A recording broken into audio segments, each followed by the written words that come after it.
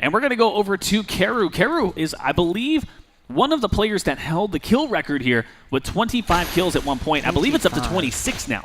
Oh, there's another one right there. 25, a quarter of a lobby. Jeez-a-rees. It happens. These players are so unbelievably aggressive. It's amazing that all of the players that are here in the arena have not been signed to an org, because all of these players are just insane with how they do. And you see KERU with a quick pump shotgun shot to the face of this player.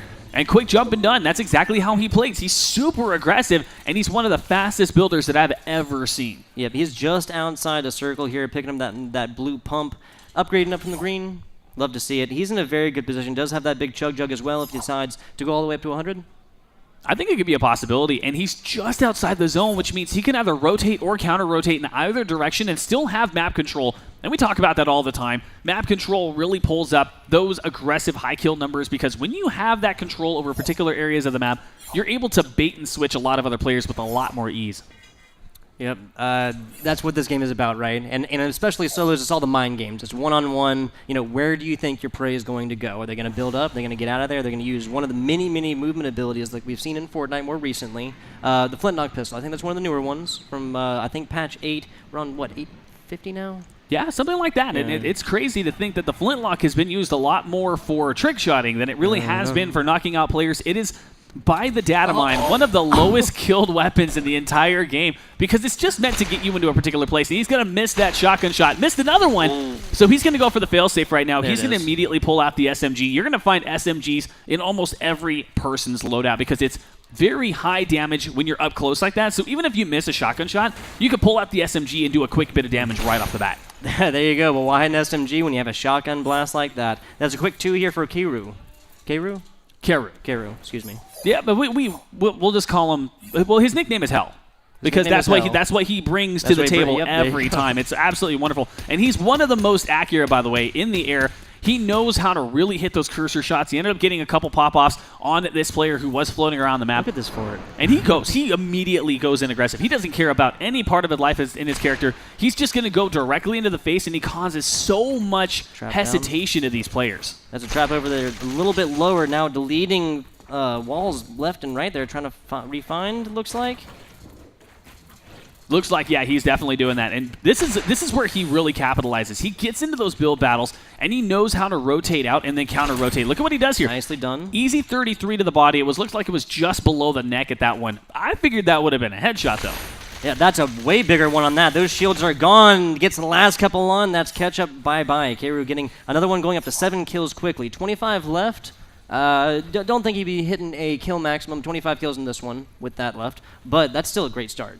It really is, and right here, on average, he's going to get about 18 kills in, which is, again, going to be a great start for round number 1, where you're going to have a good 60% of your score move into your tournament score, which is really great. It's not going to count the whole amount of points, but that's where you're going to lead yourself into round number 2. This is the warm-up round, and if you're putting out 18, 19, 20 kill games, then what are you going to bring to the table for round number 2? Because you're setting yourself up for a really great round 2, where you got to bring that momentum. You have to. It's all about, the survivability and aggression. We've seen the aggression. Can you do the survivability? I mean, staying up until 23 players left is still a tall order, especially in games like this.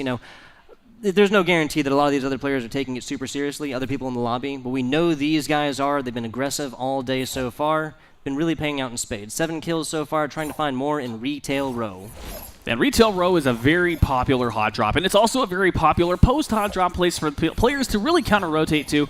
And you're going to find KERU really doesn't move to the left of the map as much as possible. He'll usually go into places like Pleasant Park, but then he counter-rotates away towards the right edge of the map, because you're going to find a lot other locations like Tilted Towers and Retail Row, even over towards the Volcano right now, where a lot of players are going to hot drop into, and then they have to rotate to him anyways. Yep. So he knows these rotations of these players. 7 to my parlor, so the spider the fly, right? He knows how to set it up. There's loads of forts already up there. So, there you go. Now he's shooting off here. Obviously, normally it's not good to give away your position, but he's trying to find other members. He wants to get these in quickly before these 18 other players, drop.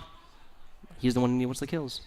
Yeah, exactly what he wants. And he heard another player out here with the turret. This is very I'm going to tell you right now, very dangerous with this Yeah. player. Paidhawk had no idea that KERU was on the offensive. And this player, I don't know what they were doing. You aren't going to kill anybody with a turret in a basement. It's just not going to work. Yeah, the shotgun turret battle is going to go like that 10 times out of 10. With anybody who has the shots at all, going to go like that. That stationary turret is just not good defensible. I think, in theory it is, right? Maybe in other games it is, but with the movability here, with the shotgun blast and there's no shield in front of you, going to end up like that every single time.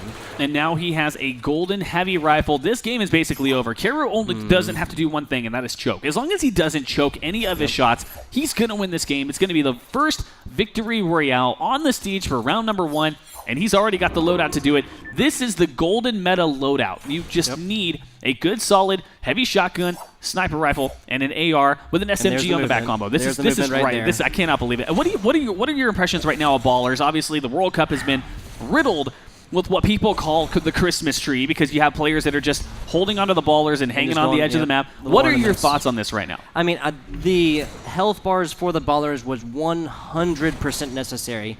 I mean, you have them as is. They're very, very fast. And then you throw in the glitches that came along with them when they first came out. The knockback, the damage, everything else like that. And then sometimes players couldn't even get hit in there. It's not going to make for, super strategic moves. It's just going to be able to, let players get in a circle very quickly while not risking taking any damage. Floating over Dusty Divot now. And he's going to find 2 other players, which means he needs to get in here for a third party. He's got to get a lot of damage on one of them, at least get the knock going.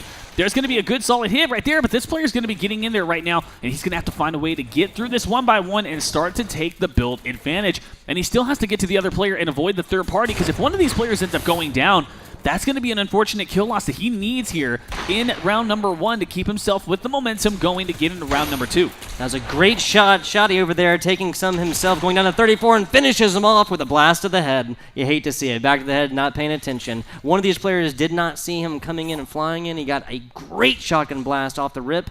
Finishing it off on that one. Now looking at 9 kills, 10 players left. This is a good rotation. Is he going to go find the other player that was just there, or did the other player end up? I think the other player ended up rotating away, and he's already found another battle that's going on here to his 236, and he's immediately going to go for it.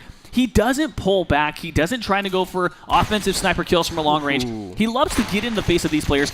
And that's what you see. Jaden had no idea, man. It's just as bad as a death. He's probably going to get Avengers Endgame completely spoiled to him from Twitter. That's likely what's happening. And KERU is the one to be the spoiler. You think so? I really do. KERU has that momentum that says, I want to be the guy that just spoils the end game for everybody. 11 movies in, 10 years, something like that? Mm-hmm. Hard to believe. And I'll be honest, I haven't even seen half of them. I've not seen half of them as well. I'll just leave it at that. That's totally fine by me. And he's going to be rotating now to his 230, and he's going to just go right into the edge of the zone. This is a great place now. Look at how small the zone's going to be getting in. You got a minute until that zone's going to move. He knows this rotation. It's likely he's going to be going to probably mid-tilted towers outside Loot Lake. You're going to find a lot of players really going into this rotation, especially where Loot Lake now is basically non-existent. This is not my Loot Lake. It really isn't. And he's going to find another player here in Tilted Tower, so he's going to rotate there eventually, but he's just going to scope out the area and wait to see what else is going to be left. All these suspicious bushes, right? You gotta pay attention to all of them. If they quiver even a little bit, fill them full of lead. Now moving across here again to his 280 or so. He knows players are over there. There's only 8 left, but this guy has more kills now than there are players left in this game. 50 shields up. He could find something, maybe get that a little bit up higher there, but he's going to be A-okay. Now getting really aggressive with it. Moving on up, trying to find some prey. Now, Tilted Towers is such a beautiful place. It's literally center of the map rotations for so many different players, and he's immediately going to go for this player. That was a beautiful snipe, but unfortunately didn't connect. It was a very quick flick, and look at what he did here. He's immediately on the aggressive. He's going to use the SMG to get in there as fast as possible, and he's going to immediately go for the heavy shotgun shot, and it's going to miss. But he did make a good, solid connection at one point, missed the second one, and now he's just trying to get in. He might switch to the SMG to get a wall hit. KERU is not taking damage in a while, and he is not going to take any more from Dalo Daddy. See you later. Now going up to 11 kills, 6 other players left in this game on the northeastern side of Tilted Towers. That was about as good as you get, right? That was quintessential Fortnite. It really is, and then the W key aggressive really has worked in his favor, and he already found, again, another player here that's going to be going into the Tilted Towers drop, but that was a beautiful boombo shot. He's already down to about 35 life, only 1 shield. He's going to immediately use those minis, but he's going to get capped off by this player right now, and now he's going to have to play a little bit more defensively, and think about what he's going to be doing. Yeah, so that was his campfire shot down from under him, taking seeing a lot of aggression from down bottom. Now reset. Trying to get a little bit of health here. He does have the threat from below. He has the vertical positioning as of right now. We got 60 minutes left in this first round here. Building onto the cross. I mean, he does not have the full shields and full health. There's only so much you can do. Now, there you go, a little duck hunt in action. Wall going up for the cover. Is not able to connect the shots as he's moving away. Other player moving on over closer to Loot Lake. That was such a close, intense battle. He unfortunately almost got sniped, by the way, by another third-party player while he was going off for the offensive on the player that was rotating out to Loot Lake. And now this is the question. What is he going to do now that he knows one player is somewhere? He saw the launch pad. He wants to take it. What do you think about that? He really wants to take the launch pad. Do you think that's the best idea? Obviously, he's going to rotate to another part of Loot Lake at that point with a little bit more ease. Or should he go ahead and backtrack out now towards the east and then rotate towards Loot Lake that way? There you go. I was saying I think he's going to try and find the person who tried to take his cap off a second ago. That snipe was very, very close. Got a little wind by the old hair there. Now looking for him over on the side of the circle. We do have a full minute before this circle starts to close on into, I believe, the 5th circle. Yeah, it looks like it could be a 4th or 5th circle, and this is going to be close right now. He ended up missing the ramp on that one, so he's going to have to build out, but he does have a little bit of a disadvantage. But this player didn't build at all, which means this player has no idea that KERU is going to be immediately going in. That's going to be Psycub falling short. That's because KERU immediately knows how to get those quick edits in, and those quick edits are lethal in the hands of KERU. Yeah, a top 10 finish isn't bad. You're not going to see the end one. So now we're looking at, he could, actually no, sorry, he doesn't have any of the big health potions or nothing like that. He's going to have to go in and take the rest of these engagements, 50 shields, 50 health. 50 shields and 50 health is... It's not bad. It's not bad, but for round number 1... You really want more. Even in round number 1, round number 2, or round number 3, it really doesn't matter. In a top 6 situation, 100 life is just not going to cut it, especially because he only has minis, and he can't even use them until he takes more damage. So now it's really to the point, is it worth the investment? Should I pull back and use this heavy sniper if I'm lethal enough with it? This player has no idea, right? It looks like he barely just discovered him at the last second, but KERU's already on the offensive with it. He's going to immediately come in with this heavy shotgun. He might use the SMG to do another quick knockoff. And there's the quick edit he needs. 75 to the body already. That's a great start. Is he going to be able to get the confirmation? It looks like he's going to do it. He's just going to try to get a little bit more damage. There it is. Dizzy Charms going to get Dizzy with that hit and going to be falling 13 kills already. Nicely done. So now, with all of this fort build up here, he does not have opponents who know exactly where he is. That at the bottom, though, that is all gold. One little blue SMG right there. That is a great loadout, Jake. I literally am at a shock for this. He's already got 3 golden weapons. Got the window open. A little jump pad action now down. He's inside circle. There's not much space to go. We're looking at 4 other players, and there's 2 of them. Oh, this is going to be a kill steal right here. And look at this. He doesn't even care for one. As soon as he gets to another one, he's immediately going to go for the second. This is going to be a double kill action. Oh, no. And the other player got eliminated by a boombo from a third-party player. 157 meters away. That is a shot right there. So now we do see the next circle coming on up here. He's really just kind of going across the middle, trying to get that attention, trying to pull those shots. There are 2 other players. Neither of them want to shoot first. And it looks like he ended up finding the other player that's going to be behind this tree, and he gets rid of the tree to open up a line of sight, which is a great thing. We don't see a lot of players do that. And 72. This is something I hate about the balloons. Look at what this player ended up doing right off the bat because they used the balloon and we were not able to get a defensive wall option available. Yep. I mean, you got to be close. You got to be able to hit it, start it on the ground. That's what all Fortnite is about. Anybody just tuned in, of course, you see these forts going all the way up to the top. That is because they're connected to the ground by at least 1 square. Once that gets deleted, though, all shall fall. And speaking of falling, that player fell very quickly. And now KERU going to be on the offensive with the boombo, knocking out these walls as much as he can.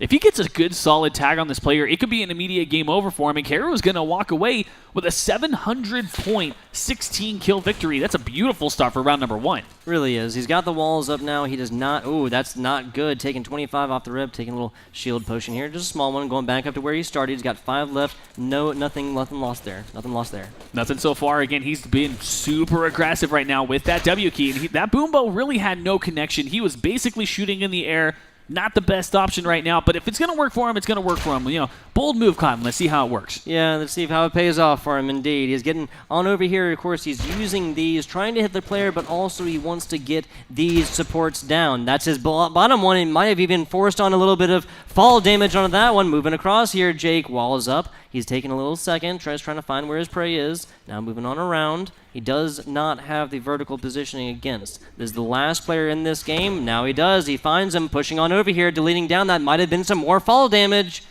That was a very calculated bait tactic right there. He's already locked that player exactly where that player needs to be. And look at what he's going to do. He's going to get the trap option. Oh! And Boys Fire going to be going ice cold. KERU going to be getting the first victory on stage with a 16-kill victory. Great job.